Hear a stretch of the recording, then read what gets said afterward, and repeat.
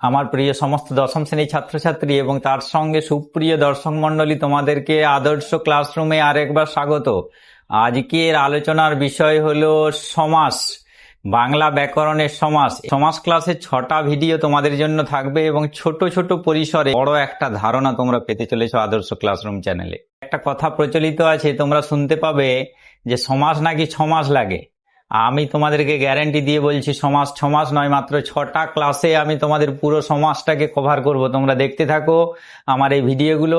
YouTube প্ল্যাটফর্মে এইভাবে সমাসকে বুঝিয়েছে কিনা তোমরা নিজেরাই সার্চ করবে, আমি কিছু বলবো না।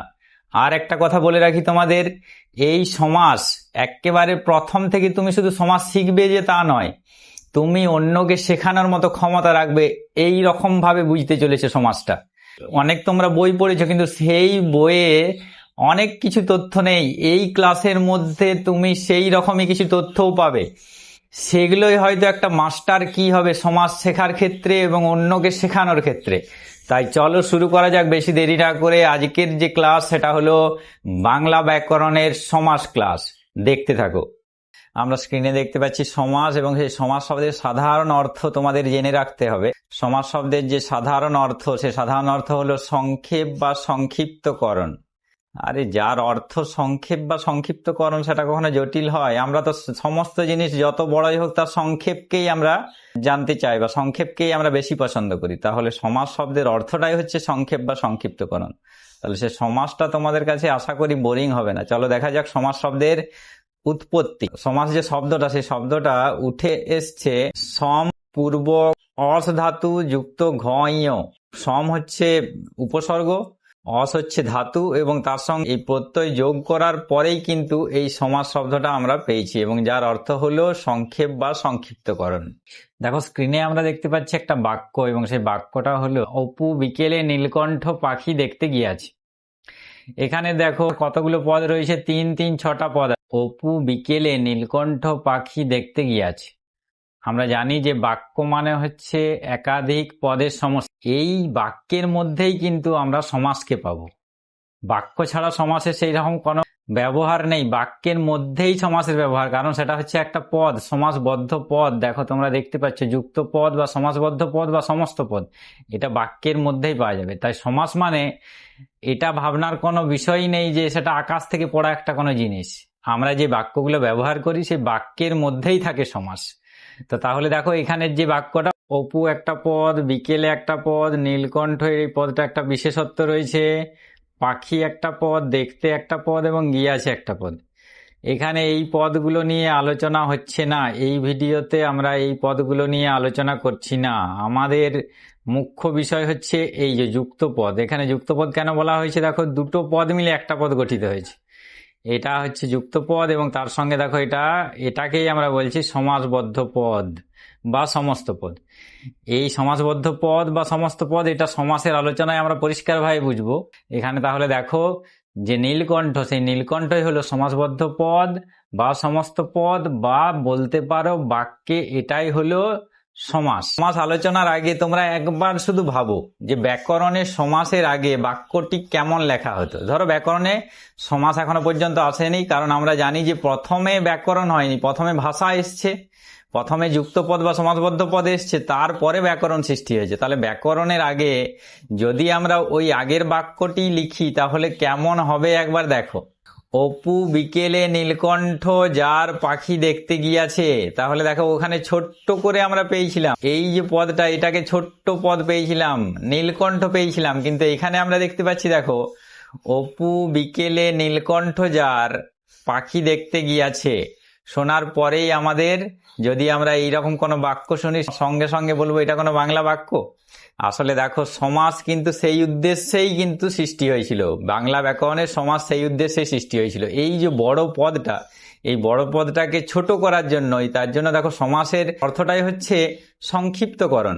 তাহলে দেখো এখানে অপু বিকেলে নীলকণ্ঠ যার পাখি দেখতে গিয়েছে, এটা শুনতে আমাদের কারো ভালো লাগছে? কারো ভালো লাগেনি, এবং মনেই হচ্ছে না যে এটা বাক্য কোনো।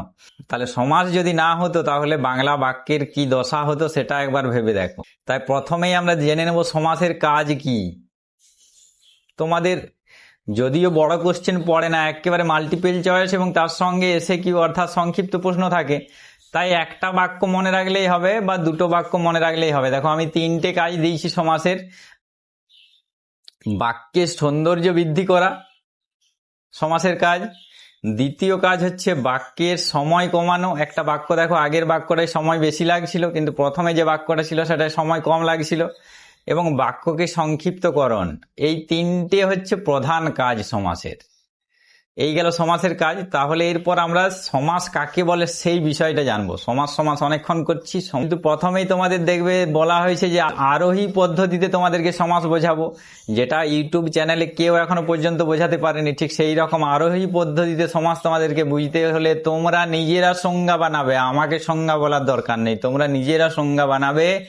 এটা আমি হলফ করে বলতে পারি, তোমরা নিজেরা সংজ্ঞা বানাবে। উপরে সংজ্ঞা লেখা আছে, সংজ্ঞার দিকে তাকাও না, তোমরা সংজ্ঞাটা বানাতে পারছো কিনা প্রথমে দেখো। প্রথমে উদাহরণে এসো, দেখো নীলকণ্ঠ।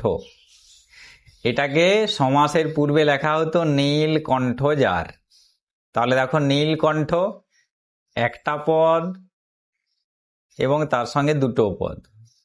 তাহলে দেখো দুটো পদ ছিল, দুই বা তার বেশি পদও থাকতে পারে অনেক সময়, কিন্তু আমরা এখানে দেখতে পাচ্ছি দুটো পদ। তাহলে দুই বা ততোধিক পদ থাকতে পারে, এখানে দুটো পদ দেখতে পাচ্ছি আমরা। দুই বা ততোধিক পদ অর্থের সামঞ্জস্য রেখে। অর্থের সামঞ্জস্য জিনিসটা কি? আচ্ছা, নীল ও কণ্ঠ দুটো পদ, নীলকণ্ঠ যার, এখানে অর্থের সামঞ্জস্য আছে না নেই তোমরা শুনে বুঝতে পারছো কি না যে হ্যাঁ বাক্যটা ঠিক আছে? আমি যদি বলতাম ধরো নীল ও কণ্ঠ সমান নীলকণ্ঠ, নীল দ্বারা কণ্ঠ নীলকণ্ঠ, নীল কে কণ্ঠ, দেখো বাক্যে অর্থ সামঞ্জস্য থাকছে? বাক্যে অর্থে সামঞ্জস্য থাকছে না। অর্থাৎ নীলকণ্ঠ যার, এটা একটা বাস্তবসম্মত বাক্য, তাই দুটো পদ নীল এবং কণ্ঠ দুটো পদ অর্থে সামঞ্জস্য আছে। হ্যাঁ, অর্থে সামঞ্জস্য আছে এবং অর্থে সামঞ্জস্য রেখে দেখো এক পদে পরিণত হয়েছে, এক পদে পরিণত হয়েছে, তাকেই বলে সমাস। দেখো এটা মুখস্থ করা দরকার আছে। সংজ্ঞাটা দেখো সেটাই লেখা আছে, দুই বা ততোধিক পদ অর্থের সামঞ্জস্য রেখে যখন এক পদে পরিণত হয় তাকে বলে সমাস। আশা করি এরপরে কারো বুঝতে বা মুখস্থ করতে হবে না। আমি আরেকবার রিপিট করছি, দেখো দুটো পদ অর্থের সামঞ্জস্য রেখেছে, দুটো পদ মিলিত হয়ে একটা পদ তৈরি করেছে, সেটা হচ্ছে নীলকণ্ঠ। দুটো পদ অর্থের সামঞ্জস্য রেখে এক পদে পরিণত হয়েছে, একে বলে সমাস। শুধু এইটুকু জানলেই হবে সমাসের সংজ্ঞা। যদিও এটা বহুব্রী সমাস, আমরা পরে আলোচনা করব, সে বহুব্রী সমাস লেখা আছে, কিন্তু এটা এখনকার আলোচ্য বিষয় নয়। এরপরে দেখো সমাসের আমাদেরকে যদি স্বচ্ছ ধারণা পেতে হয় তাহলে কতকগুলো বিষয় আমাদেরকে পরিষ্কার করে জানতে হবে। একটা উদাহরণকে নিয়েই আমি যাচ্ছি। দেখো নীলকণ্ঠ, যেটা আগে ছিল নীলকণ্ঠ যার, এক পদে পরিণত হয়েছে অর্থাৎ সমাস হয়েছে, এটাকে বলছি নীলকণ্ঠ। অর্থাৎ নীলকণ্ঠ হচ্ছে সমাসবদ্ধ পদ। তোমরা দেখতেই পাচ্ছ এখানে নীলকণ্ঠ সমাসবদ্ধ পদ। এবং এই সমাসবদ্ধ পদের আরেকটা নাম আছে, যার নাম হচ্ছে সমস্ত পদ। এগুলো শর্ট কোশ্চেন থাকবে, তোমরা মাথায় রাখবে। দেখো এই নীলকণ্ঠের যে দুটো পদ, নীলকণ্ঠ পদটিতে দুটো পদ রয়েছে, সেই দুটো পদের প্রথমে যে পদটা থাকে, আরেকবার বলছি, প্রথমে যে পদটা থাকে সেটা হচ্ছে পূর্বপদ। শেষের যে পদটা বা তার যে পরে রয়েছে তার জন্য এর নাম হচ্ছে পরপদ।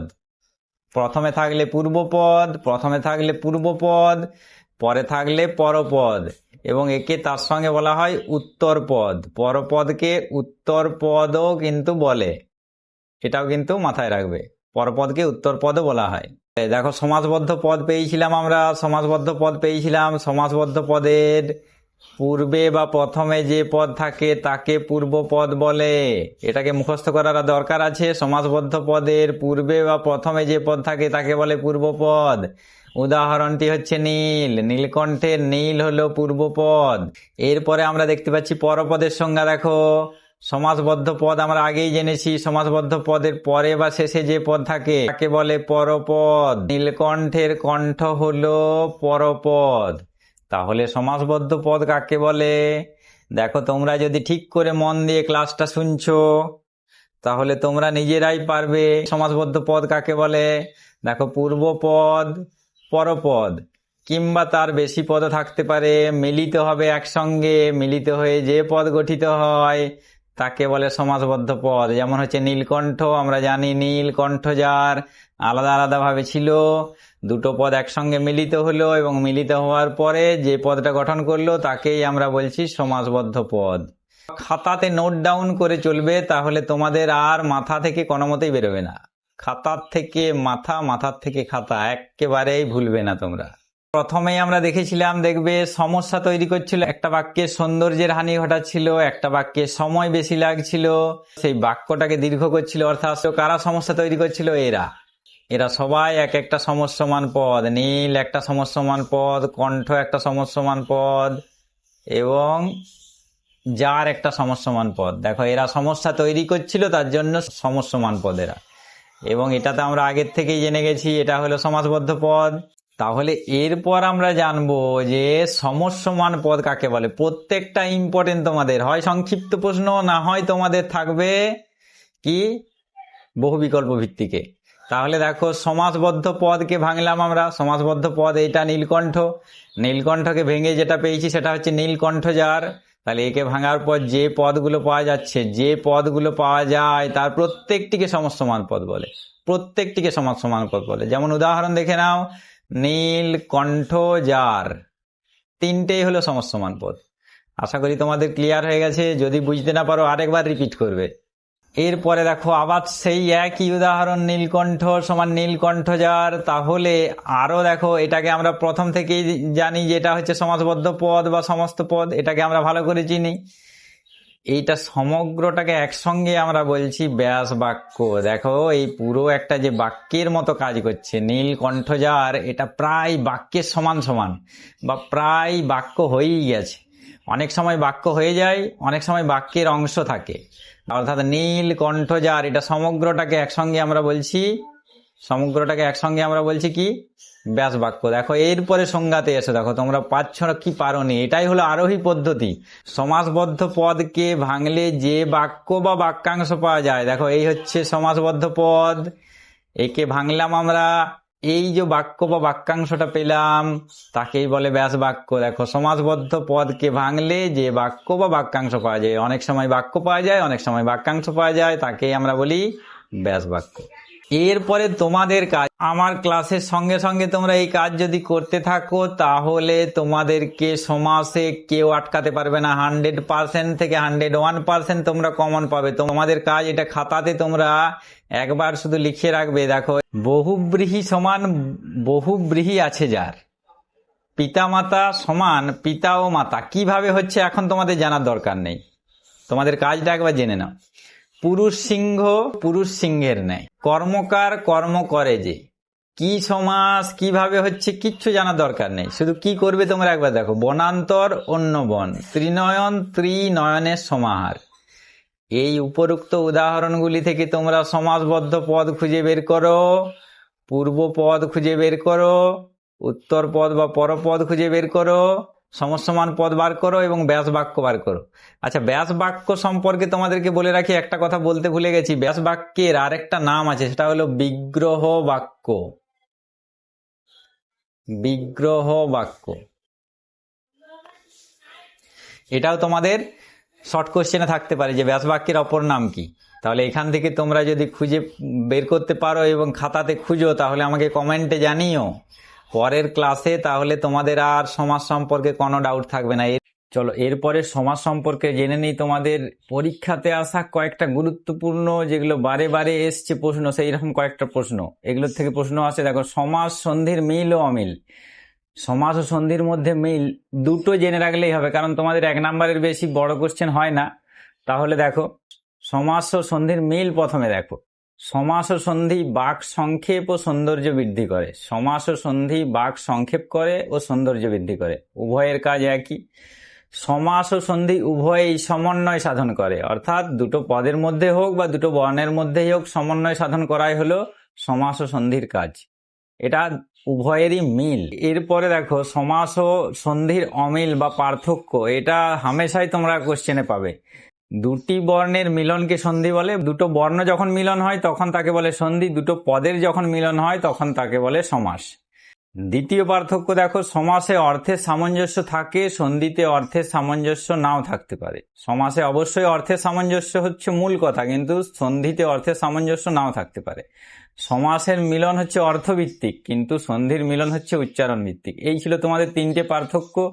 একটা শুধু পার্থক্য মনে রাখলেই হবে তোমাদের। সমাসের শ্রেণীবিভাগটাও খুবই গুরুত্বপূর্ণ। প্রকৃতিগতভাবে সমাসকে 4 ভাগে ভাগ করা যায়। পূর্বপদ প্রধান, পূর্বপদ কাকে বলে সেটা তোমরা জেনেছো। পূর্বপদ প্রধান অর্থাৎ পূর্বপদটাকে বেশি গুরুত্ব দেওয়া হবে, সেই রকম একটা সমাস হলো অব্যয়ীভাব সমাস। মাথায় রাখবে, এটাও কিন্তু শর্ট কোশ্চেন হতে পারে। উত্তর পদ প্রধান সমাস, উত্তর পদটাই মূল, উত্তর পদটার গুরুত্ব বেশি, সেই রকম কি সমাস? দেখো, তৎপুরুষ সমাস। এটাও শর্ট কোশ্চেন হতে পারে। অন্য পদ প্রধান সমাস অর্থাৎ পূর্বপদও নয় উত্তরপদও নয়, অন্য পদ বা তৃতীয় পদ। মাথায় রাখবে, তৃতীয় পদ প্রধান যে সমাস সেটা হলো বহুব্রী। এটাও শর্ট কোশ্চেন হিসাবে তোমরা দেখতে পাবে। এবং দেখো, উভয় পদেরই প্রাধান্য লক্ষ্য করা যায় বা উভয় পদ প্রধান সমাস সেটা হলো দ্বন্দ্ব সমাস। চারটে তথ্যই খুবই তোমাদের পরীক্ষায় এসে থাকে। এই গেল সমাসের প্রকৃতিগতভাবে শ্রেণীবিভাগ। ছোট্ট পরিসরে আজকের আলোচনা এইখানেই। তোমরা তোমাদের বাড়ির কাজগুলো করো এবং তারপরেই আসছে তোমাদের পরের ভিডিও দ্বন্দ্ব সমাস নিয়ে। আজকের মতো গুড বাই, টাটা।